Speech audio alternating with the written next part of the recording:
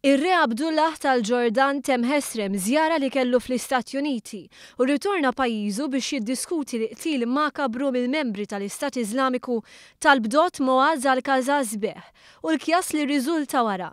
Ir-Re rritorna l-Ġordan wara li kienu pubblikati filmati tal-bdot jieħu n-nar maqful ġo Gaġġa. Għal xi ħin kien hemm il-possibilità li l-pilota Kazazbeh jinħeles mill-Istat Iżlamiku fi ftehim li permezz tiegħu tinħeles ukoll it-terrorista Iraqena Saida al-Riġawi li kienet miżmuma l-Ġordan.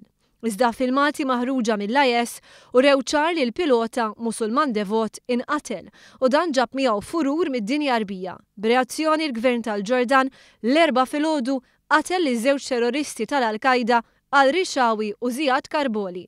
Missier il-bdot mill-Ġordan irreaġixxa hekk mal-Aġenzija BBC.